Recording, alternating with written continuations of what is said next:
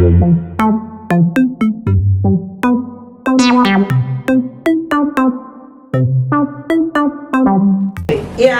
where I grew up from in Nigeria, Ijebu-Ode, where I come from in Ogun State.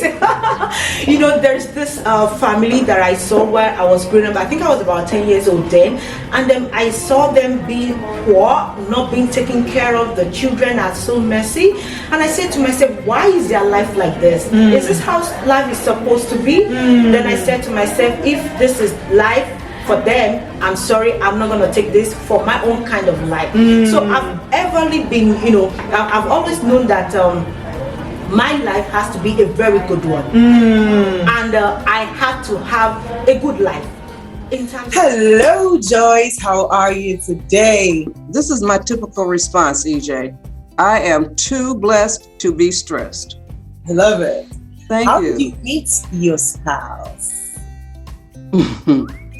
Okay, that's also an interesting story.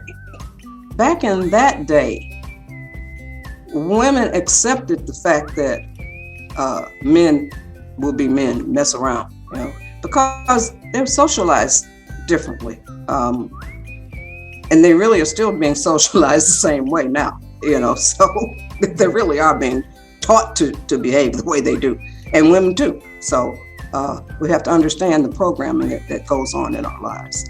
But he lived on one street, I lived on the other, and one block over, but there were alleys in those days. I don't know if there are alleys nowadays, but and I could look out my window and see him as he was coming home from a date with another girl, so I was maybe about 16, 17 at this time. So and most of the girls knew that the guys had other girlfriends. So, and I was no different. And so I would watch out the window, especially in the summertime, because, summer school was out. Yeah. And when he'd come home, I would call him on the phone. So the last person he talked to was me.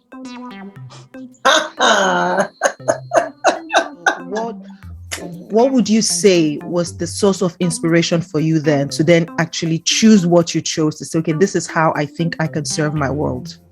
The story goes that, look, I probably was, what these days kids would be classified as being clinically depressed. But of course, back in those days, gosh, it sounds like I'm a million years old, like a dinosaur. Well, not quite that bad. But, back in, I guess it was the 90s, you weren't really protected as much as our youth is today.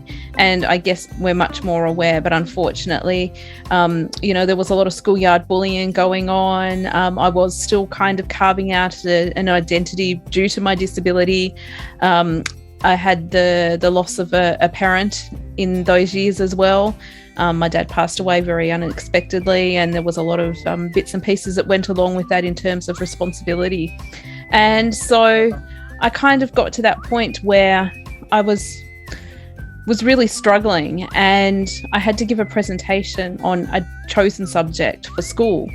And I decided that after a conversation that we had in one of my classes, that youth suicide was actually something that really, maybe was affecting me, but potentially could be affecting my other classmates as well. There's one lesson that my story will teach anyone, is that whatever values are universal. Values do not have a location.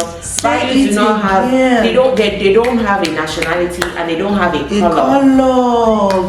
Values are global. You will take your skills, you take your value, you take them anywhere, and they will be appreciated. Values don't have a nationality. There's no African value or European value. It's so deep. Value. That is like tweetable right there. Value has no color. It has no nationality. Yeah. So you better put on your value game. Like, wow. So that's it for me. Just understanding what I bring to the table, knowing that, you just need to put me in that place. Don't forget, you will know that I was here.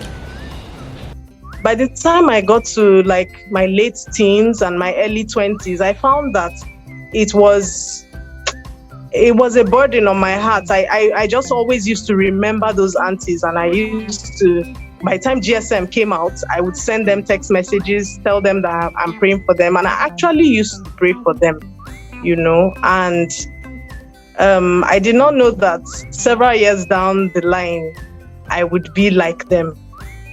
So around the age of 30, I got married to my husband, and we started trying to have a baby, but the babies just wouldn't come.